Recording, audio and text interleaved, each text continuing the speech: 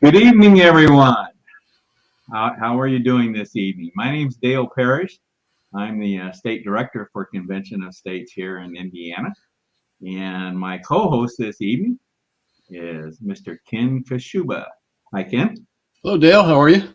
Good. Did that intro go pretty smooth? It felt like it went pretty good. It went a little bit better. It went a little bit better. Yeah, I think a little bit more practice, you might have it totally takeable. What do you mean a little bit better? What do you mean a little bit better? Well, I think you need to get that relaxing backroom, about to come on music started just a little bit earlier, and then really? Yeah, and then hit it. Yep. Okay. Otherwise, it went good. You remembered to shut it down, so yeah, you're doing good. Okay. All right. Well, Ken, one of the first things that we always do on the broadcast here is, you try to remind me of how many broadcasts you've been on now.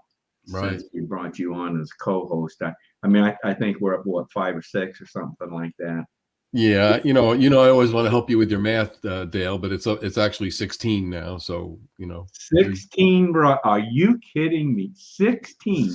16. I know you're getting tired of looking at me now, but yeah, 16. Holy smokes. Well, I'll tell you what. Since you reminded me of that, I wanted to mention something tonight. Speaking of broadcasts and the number of broadcasts, I had a person mention this to me last week and asked me, how many broadcasts have you done? Hey, you ought to. I think I mentioned this to you the other night that we ought to celebrate when we get to a certain number of broadcasts. So I did a little research, and you know what? Right around the first of this year, Ken, we hit 100 broadcasts. There you go, 100. COS Indiana Live, 100. Now that's around the first of the year, and of course, how many did you say you've been on now? 16. 16. Yeah. So yeah. Well, the 100. That's a real milestone. So yeah, it is. So we're already up to 116.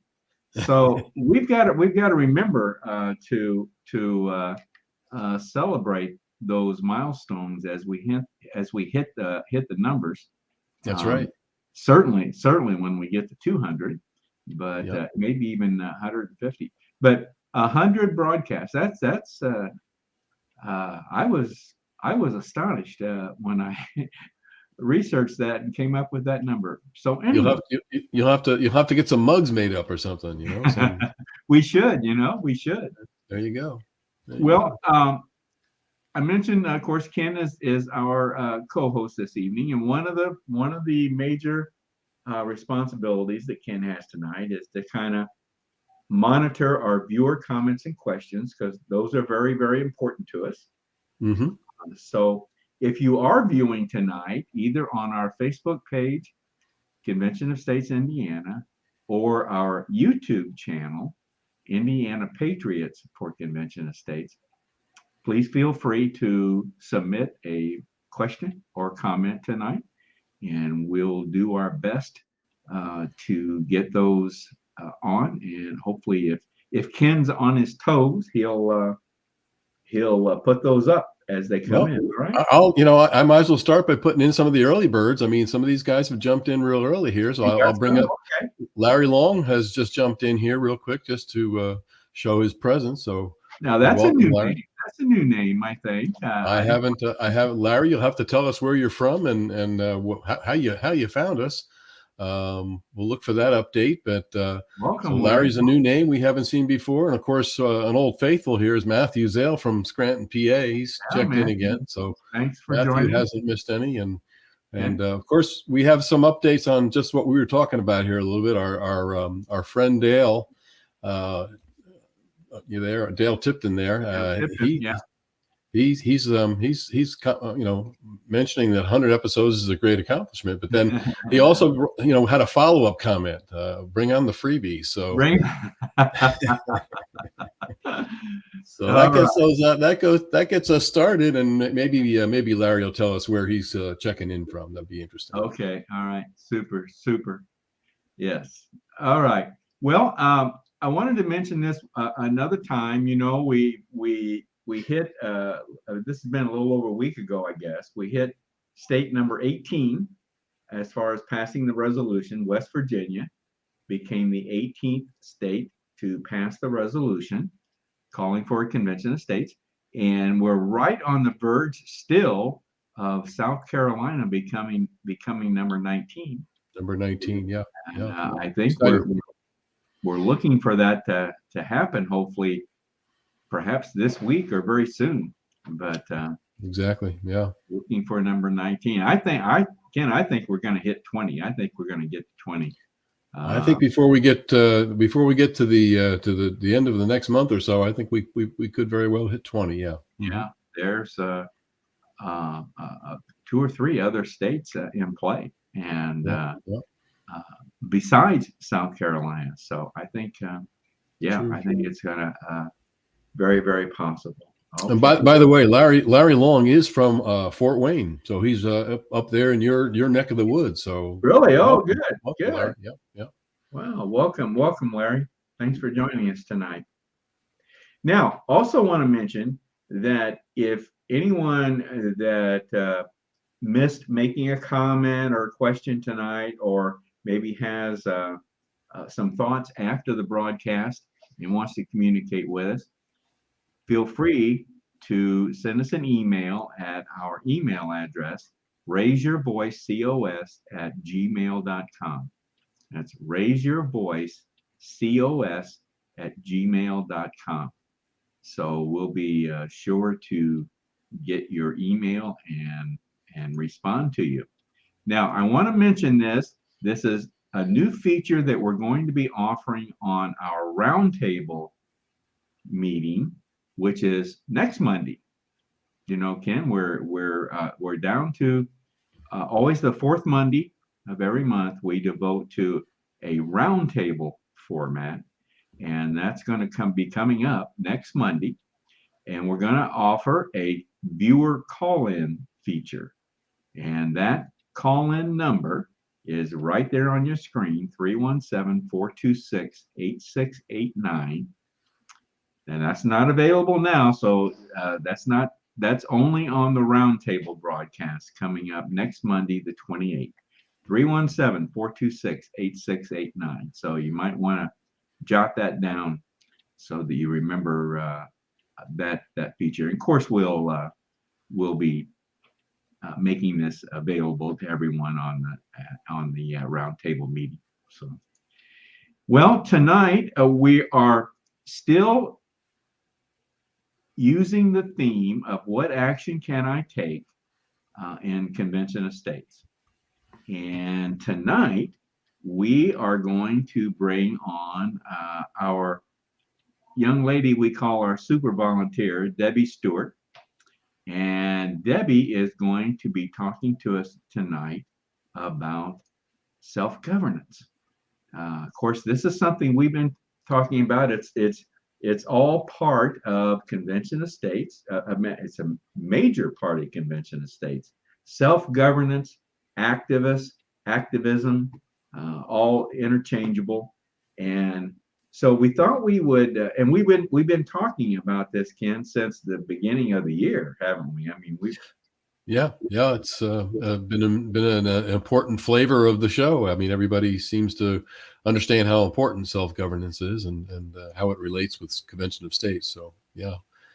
But of course, if you've followed us over the 100 plus broadcasts that we've done, you know that Debbie Stewart is our constitutional resource person and civics resource person. Debbie was a homeschool teacher, still, I guess, tutors, but was a homeschool teacher, and she taught this constitutional literacy and civics.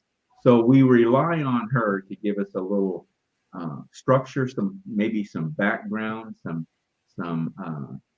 historical uh, look at this concept of self-governance that we are talking about, and that we've been talking about since the beginning of the year. So looking forward to bringing Debbie on here very soon and get her perspective on that. Now, after Debbie's segment, we'll take a break, and we're going to bring on one of our newer contributors, Rick Lyon. And Rick does a segment called The Lyon Truth. So we'll bring Rick on. We'll kind of treat this as a commercial break, Ken, kind of give everybody a break. Yep. And we'll bring Rick on and let him talk to us a little bit about the Lyon Truth. Then our final segment will be what we call Raise Your Voice. And Ken, I'm going to let you tell everybody about that particular segment that we will be doing.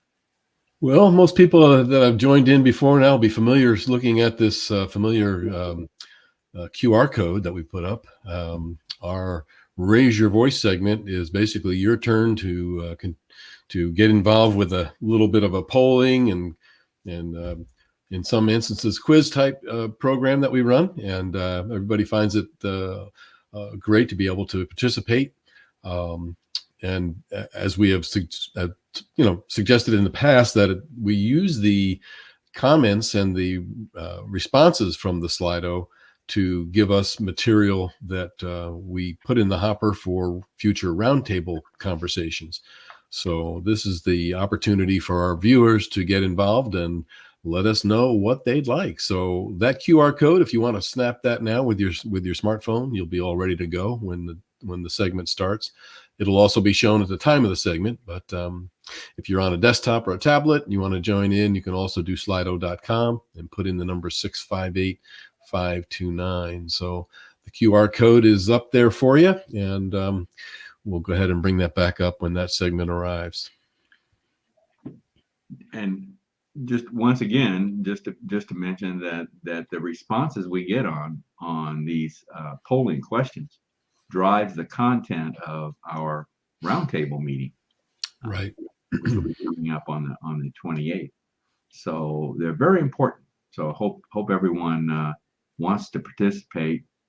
We enjoy the participation, and they're really very neat. This program is very neat because you get to see the results of the polling right there on the screen. So that's right. It's very good, very good.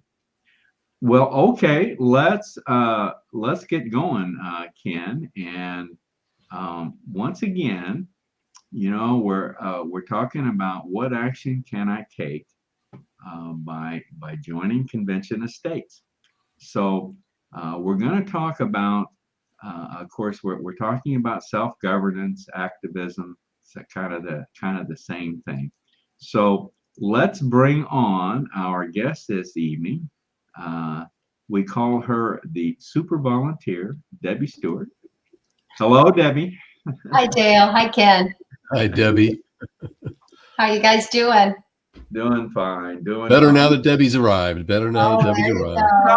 Now wait a minute. Now I tell you, we got to work on this, Ken. I tell you. Everybody loves to pick on Dale. Isn't that, that's the truth, Debbie. That is the truth. That's because you're so loved, though. So that's what the host is supposed to be for. Yeah. Right. Is that right? Is that right? Yeah. Okay. Yeah. All right. Yeah. All right. Well, I certainly do feel loved, if that's what you want to call it. I certainly do feel loved. Good.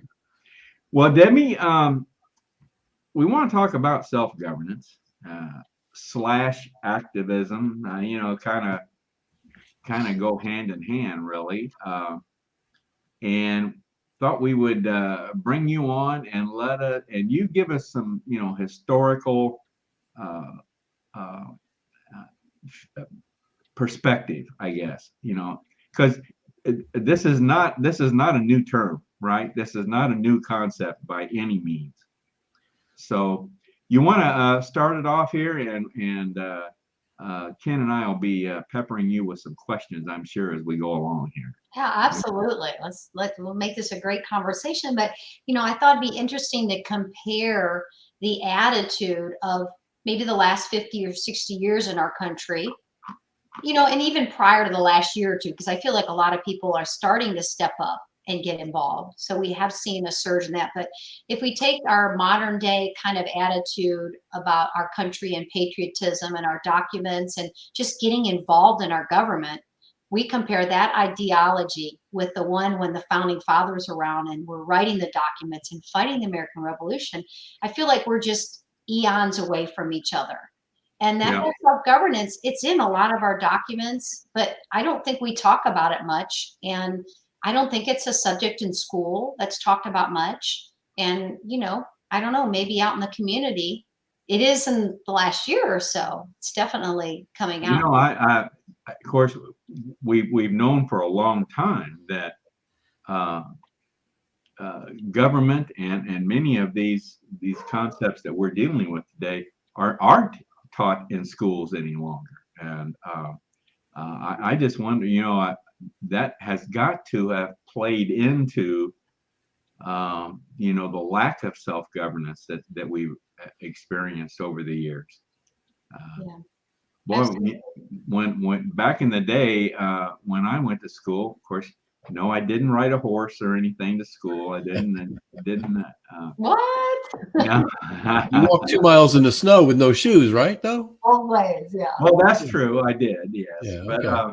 no, we were taught these things. That civics was a required class we had to go through, and so it's just not still not taught in schools today. Well, Public and schools, even for sure. right, and even using the word activism, we use that word now to get people motivated. But back in the 1700s, everybody was involved. They knew that was if they didn't, they weren't going to have a country. They lose all their freedoms.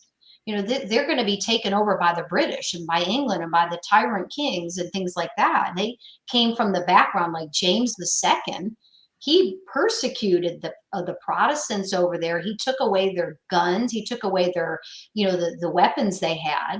And then for the first time ever, he came up with a standing army that was always on guard. So he intimidated so many people.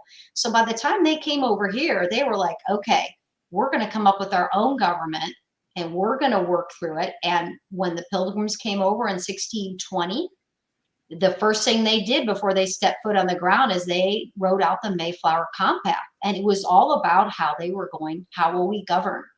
And they all agreed to it. And I think it was 41 of those men signed it that day and said, we are going to work through this government. And that was the very beginning, right? But their motivation was the tyranny they had experienced and the lack of freedoms and the injustices coming from England. Mm-hmm, mm-hmm. And so it was in their DNA. I mean, I feel like we just lost a lot of that now. And we're going to get into that in a little while. What can we do to revive that? But I don't remember hardly anything in high school or middle school. I remember a government class my senior year that was so boring I couldn't even stay awake in there. That was all I remember. Isn't that sad? But there was never anybody that was passionate about it that I knew. A lot of times if you have a passionate teacher, you kind of catch that from them. Yeah. But so I don't think they had the word activism back then because that was just who they were. Yeah.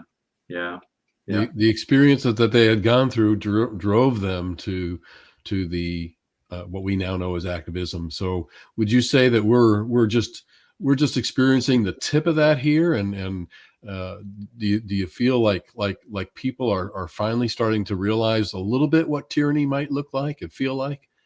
I do. And I think that we've had a little over a year of a different administration, a different kind of a government, and people are starting to wake up. And I have this good friend and he owns a gym I go to, and he said, there's a lot more of us out there, but people are they're afraid they're going to get canceled. So people are beginning to wake up, and that's good news. But we have so many years that we have to make up for now because for 50 or 60 years, we haven't been teaching any of the kids in the school. So now they're all adults. And then we have to catch them on the side versus in the school. Everybody gets it, right? You know, everybody gets educated for certain things. And then that's the next leaders, you know, the next generation of leaders. So we have some backtracking to do, but I do believe that we've hit the tip of the iceberg. Now that the challenge is, how do we get down to the base of that, to that iceberg? How do we keep moving on that and accelerate that? Mm-hmm. Absolutely. So when our country was founded, tyranny was very prevalent on their minds, coming from England, where they experienced the tyranny, and they wanted to prevent that from happening here in the new country, right?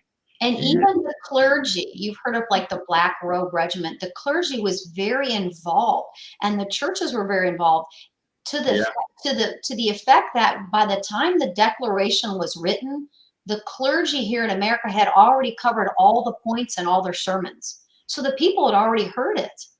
You know, they were learning everything. So they were in agreement by the time they wrote that document, which is amazing, because now many churches just stay away from that. And that was the central focus point of the education, in addition to the education back then. And of course, the Bible played a huge role in the writing and creation of our original documents. Huge. It was the main document. If you look at all the other documents, that one was used by far the most in the writing of the Declaration, the Bill of Rights, the Constitution. Yeah, absolutely.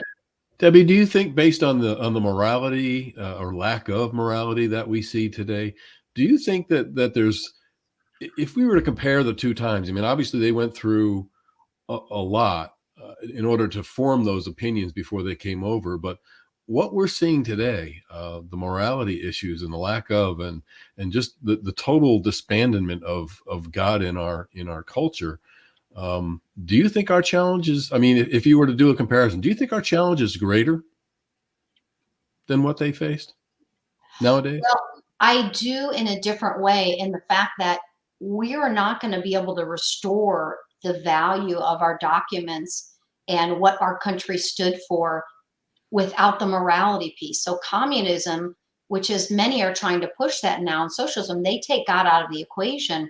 Well, even our founders said, if you take morality and religion, and I don't mean like fake religion, I mean real devotion to God, if you take that out of the equation, it's really hard for those documents to work. You know, the average age of a constitution, do you guys happen to know what the average age of a constitution is? I've heard this. Average age, I'd probably be taking a guess at about 120 years. Okay, Dale, you want to take a guess at national constitutions? I think I've heard this before. I'm going to guess about 25 years or something like that. Okay, well, Dale was closer, so you get the award, but it's I got Get it, gets a freebie. Give him the freebie. Give him the mug. Give him the mug. You get the donuts in the green room, okay? Because I think Debbie has mentioned this on one of her prior broadcasts. What is the number? It's 17 years. And 17. 17. Some don't even make it a month or a year. It's amazing. They make it days. That's amazing. Our founding fathers were so wise, and they used the Bible because they knew those principles are eternal. They'll always work. And so we're hitting 235 years this September since they signed, the Constitution, right? It was September 17th. So on September 17th of this year, it will have been 235 years, I think, that our Constitution has been moving, and our Declaration's a little bit older than that, but as far as the Constitution goes. So if you take morality out, so really I think it's a twofold challenge for us now. They had the morality back then, but they were fighting a king who still wanted to, impose on them without giving them representation. And so they had the morality, and they had the DNA of, we're going to fight this, and we're going to take part in this, and we're going to join the militia, and we're going to give our lives to this. We've removed that out of the equation for many Americans. And we don't all have that. I mean, it's just not a common thing. And we're losing a lot of our morality and our belief system in the Bible. And so I think that, and we've we've dropped the ball in educating people. So we really have a lot of work to do, but I think that this is the first step. People are talking about it, right? We just have to follow through. Well, and I also find, Debbie, I think so many people misunderstand the separation of church and state. I hear so many people that get the whole concept of what that really is so mixed up. And I think that was an early portion of where we started to go downhill as well. I mean, people started saying separation of church and state. It's almost like, well, you can't even mention God now. I mean, that's not, uh, that separation is like a clean break there, Right. And we know that's not what it meant at all. But so many people have been taught, that's the way socialism works too. You keep teaching people over and over a lie, they begin to believe it. And now I remember my civics class bring that up last year, and I had so many students go, "Oh no, this is what it is." Like, no, actually, it's not that. It's that they were too institutionally separate. Right. But you go to the first meeting of Congress, they prayed because they knew what the separation of church and state meant. The government stays out of the church, but the church was to be involved in every area of the government in order for it to survive. Mm-hmm. So it's very interesting how narratives like that go for a run and they never come back. Yeah. So True. what is it going to take to change that so that 9 out of 10 people know what that means? That's the challenge, right? Yeah. Yes. Because you're not going to fight for something you don't know about. If you're not an informed citizen, it's really hard to get a passion for your country when you don't know what the truth is. Mm. So what would the ideal be? well, I think the ideal would be that we would have a group of people in our country where we all know what our founding documents say and we understand what they mean. And we've been educated in the principles of our country and who our founding fathers were, starting in elementary school, reinforced in middle school, driven home in high school. I was just looking at a map. It's a state by state look at civics learning in high school. And do you know, out of the 50 states plus the District of Columbia, so 51, only 14 states require students to take a course and an exam in civics. Is Wow. that right? 8 of them have no civics requirements at all, 8 states. 26 of them, they make them take a course, but there's no testing at all. And then 3 states just say, take a civics exam and pass it. That's it. They don't give them a course at all or anything. And I just feel like we have to mold this into the curriculum all throughout by saying the pledge every morning. How many schools say the Pledge of Allegiance? When I was a kid, we said the pledge every day. Every morning. Yep. Yeah. And so we've lost a lot of that. So yeah, we have to, I think the baseline is going to be education, educating the kids, getting it back into the schools, getting it back into the churches, getting that back as part of the Sunday school, or the pastor talks about that. The adults are going to be the most difficult part. That's where Convention of States really comes in, because a lot of your audience is adults. That's how I got involved in government. Is I started volunteering with the Convention of States, and it just opened up a whole new chapter of my life. And I've learned so much, and it's made me dig more. I tell everybody I know just enough to be dangerous. It's like there's so much more to learn. Every time I learn something, I'm like, wow. And I'm like, wait, but I don't know all that other stuff either. So we have got to be teaching our kids. Parents have to, weave that theme in and out of a childhood of every child and every teenager. We need to get people involved. We need to, parents, have your kids pick out their favorite candidate, research them, pick them out, and then go stuff for them. Put signs out for them, send out flyers, knock on doors, let them know. Take them down on voting day. Let them go with you when you vote. Have them research the candidates with you. Run for office. Run for something like Indiana delegate or precinct committee. I mean, it's something small if you're not quite sure.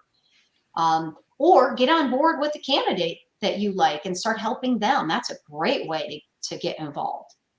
So we need organizations like the Convention of States and other ones that are going to educate our adults, getting into the school systems, is going to be a challenge. When President Trump had his, I think it was the 1776 report, I thought that thing was right on the money. I was so excited. I was ready to move to DC and beg him to let me help him, because as a homeschooler, those are all the things that we wanted. We wanted to teach our kids truth.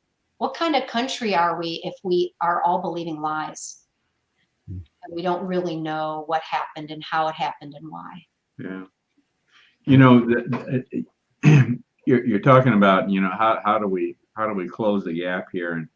And the thought came to my mind that when especially when you're talking about education, I think a thought that might pop into a lot of people's mind today is, well, we just need to pass some laws. We just need to pass more laws. We need to pass a law here that this is required, pass a law there. And that's not going to get it done. That's not going to get it done. What's going to get it done is more individuals that are concerned about these things to get on school boards, to get involved, Yes. We call it the OTC. What do we call it, Ken? OTC. Off the couch. Get off the couch. I love it. And get involved, and that's how these things are going to happen. It's not. We're not just going to get it done. Passing laws certainly are important, but that's not going to be the end all solution. Well, and here's the thing is we depended on that for so long and then we let people get in office who are passing the wrong laws. So first thing we need to do is get the people who aren't making the right decisions for our country, get them out. And the way we do that is we vote them out. Yeah. And so we need to make sure our citizens are informed enough where they know who to vote for and what people stand for, to do the research on candidates and to take that very seriously. There's nothing worse than going through the voting booth and then standing there and going, oh gosh, I don't know those people. And it's an awful feeling, like I'm making a decision for my country and I don't know what the decision is. Yeah. Yeah. So, yep, there's so much that we can do and everybody needs to get involved. And I think the OTC thing is huge. The question is, how do we implement OTC? There you go. Well, we think convention of states is one of the ways to do that. So absolutely, that's what we're all about. That's what we're all about. Well, Debbie, I think that's a wrap. We've gone over time. So. Why do you always let that happen? I don't know. It's Ken's fault. That's my fault. Oh yeah. Yep. Well, around this house with two sons and a husband, I'm always at fault, so I had to blame somebody else for something. No, that can't be. Well, Debbie, once again, thank you very much for giving us this perspective, and we want to have you back again very soon. All righty. Always a pleasure. All right. Thanks, Debbie. Thanks, Debbie. Bye. Thank you. Bye. Okay. Always enjoy having Debbie. Come on. She's the lady in the know, that's for sure. Yes, she is. Yes. Well, let's take a break here, Kim, and let me play this video of Rick Lyon, our events coordinator, state events coordinator, and does a segment called The Lyon Truth. And let's hope it works this time. We tested it earlier and it didn't work. So I got my fingers crossed that this works. The bandwidth gods will be with you. Yeah. You think so, huh? I think so. Yeah. All right.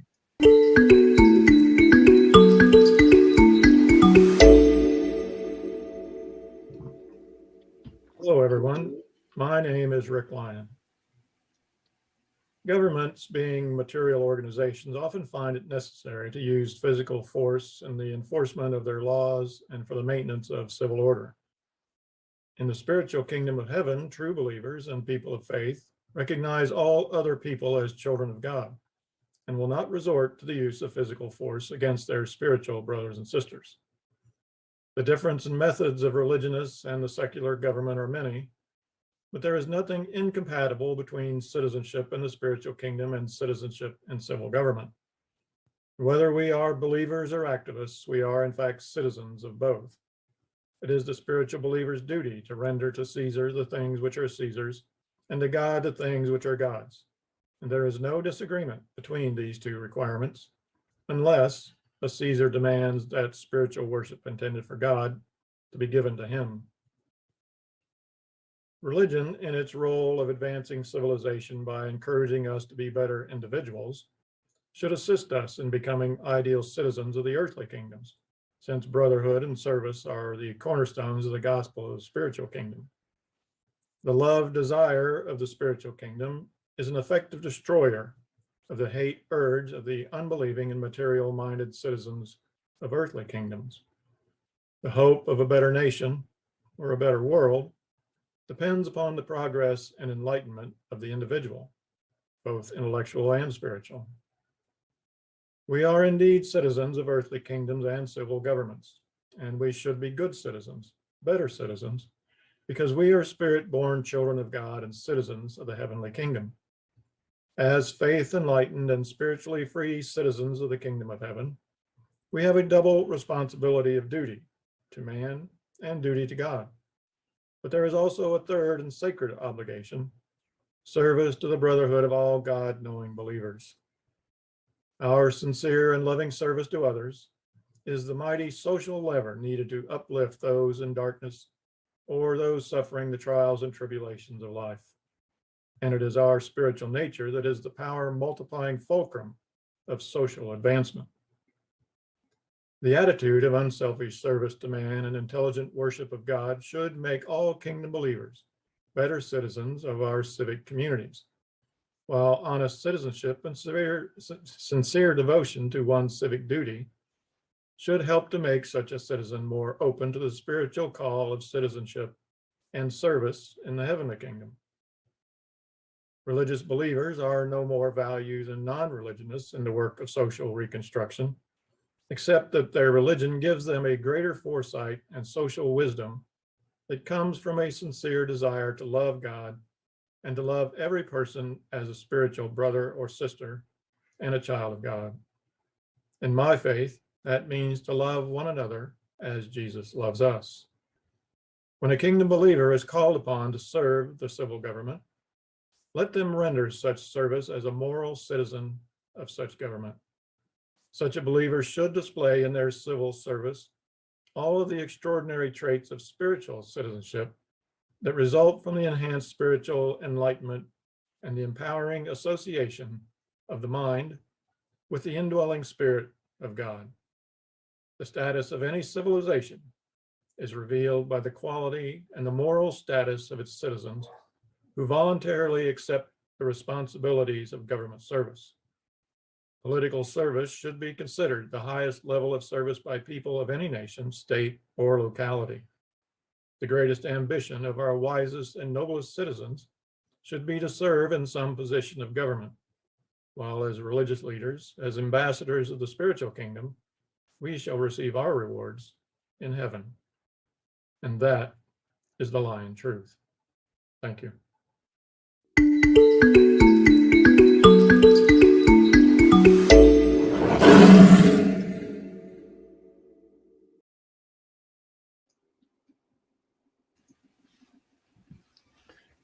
Well, I think that was kind of pertinent to what we've been talking about tonight, don't you think? I think it fit right in. Rick kind of must have been reading ahead in the show notes or something. I think so. I think so. Yeah. Well, Ken, I think it's time for Raise Your Voice. So you want to bring we can see if Marengo's around to kick this off. Sure. Looking for Marengo Mike.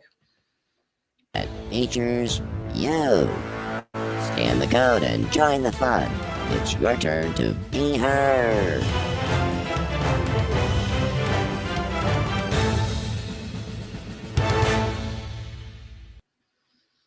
Well, as Marengo Mike has alluded to, it's time for Raise Your Voice. So we will go ahead and get the Slido tab up so that we can all kind of participate in tonight's Slido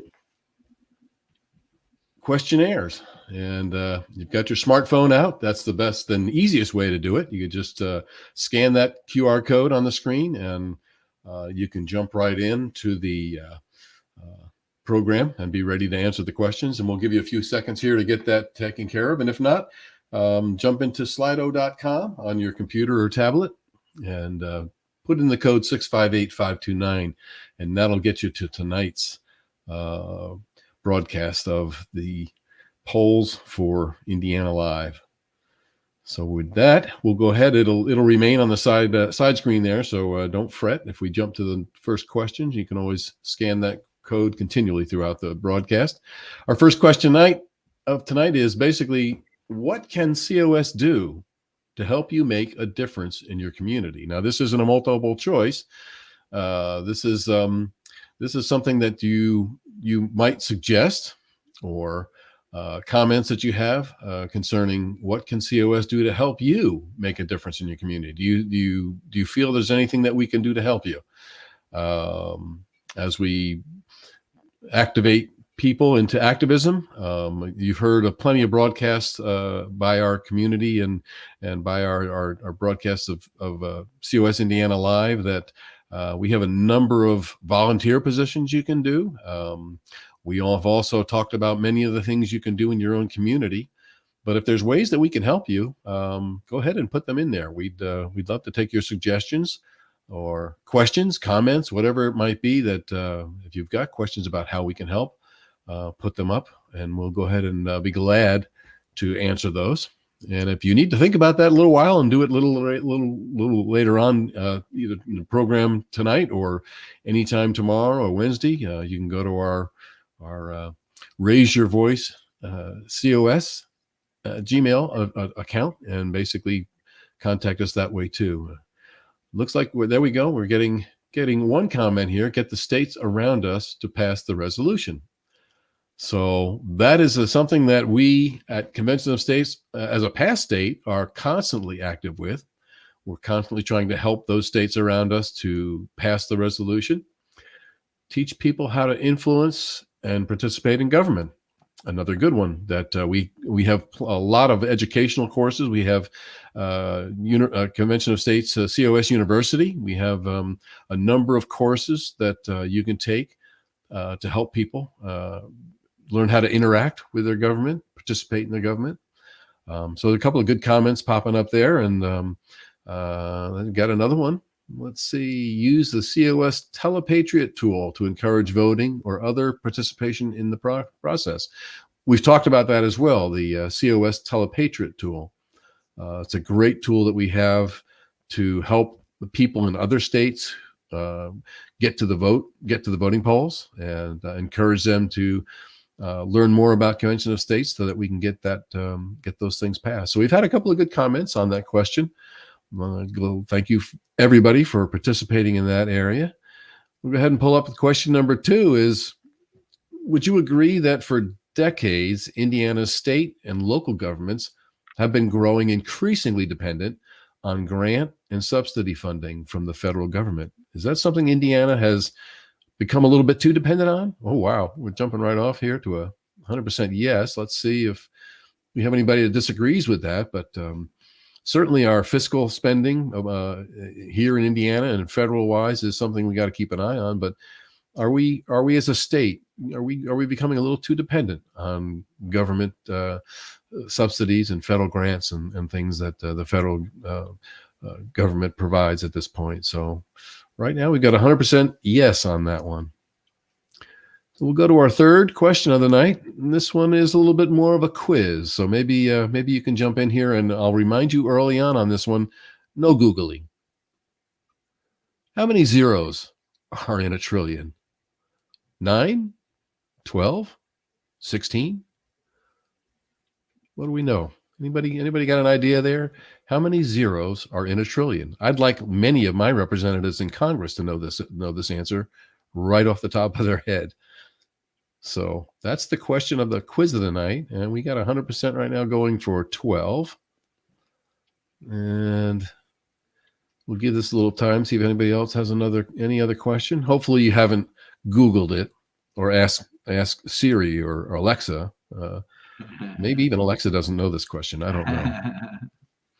But 12, well, 12 is the right answer. So we'll have to see how many people actually got that right. If it was just one answer that was one person that involved in that, or whether it was more. But you got it right. 12 zeros in a trillion. I think at some time in the future we'll have a broadcast. I know there's a number of representations as to what $1 trillion actually looks like. I mean, 12 zeros is a lot of zeros, but I think you'd be amazed at what that looks like, $1 trillion. So that's about it for our polls tonight, and we'll go ahead and go back to bring this back up to Dale. And I thought that was quite an interesting round tonight, Dale. Very good, very good. Yeah, and you are right. There are some very interesting graphs, pictures showing the difference between $1 trillion and $1 billion. It's quite amazing. Quite amazing. Yep. Staggering. Yep. And we had a couple of answers in the chat section that came up with the number 13, but that's close. But it was 12. So that person obviously didn't get onto our poll segment in time. But yeah. All right. Well, good questions tonight, Ken. Good job. Well, folks, let's kind of start wrapping things up here. I want to just mention a couple things to you that, of course, our national website, if you haven't joined Convention of States, the first step to take is to go to our national website, conventionofstates.com, and join Convention of States. Provide your information and become a supporter of Convention of States. We'll talk about this a little bit more, along with many of the topics that we've accumulated through our polling during the month of March. We'll be discussing them on our roundtable discussion meeting coming up March 28th. That'll be a week from this evening. So hope to see you all at that time.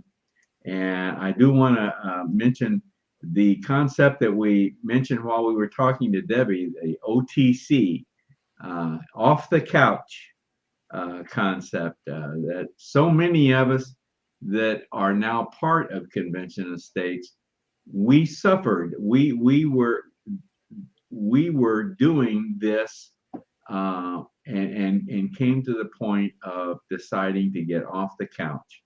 And the step we took then was to join Convention of States, and that's what we're recommending to so many of you, is to get off the couch, join Convention of States, get involved.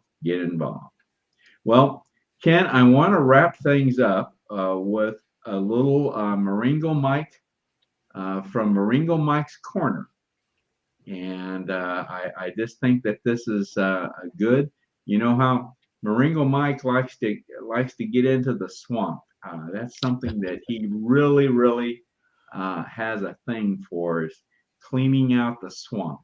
So I want to show Maringo Mike getting into the swamp here, and we'll close on that so it's not very long, but here we go.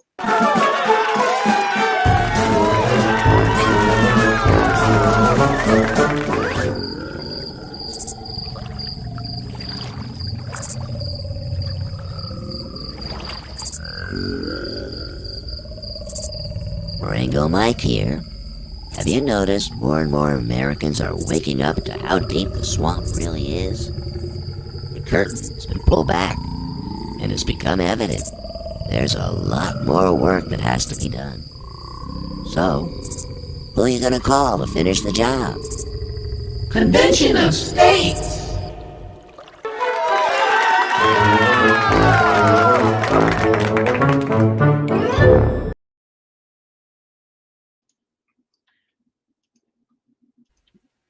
I just love that. That Marengo, yeah, he was inspired by the Ghostbusters and figured that he could take that same theme into the swamp and let's start to drain it. But I think even he was surprised how deep it was. So. Yeah, that's for sure. It's very deep. All right, well, Ken, that's a wrap for tonight. Thank you very much. Thank you, Dale. and we will say goodnight to everyone and get to work on our next broadcast next Monday, the roundtable broadcast. So good night, everyone. Have a See you good next evening. week.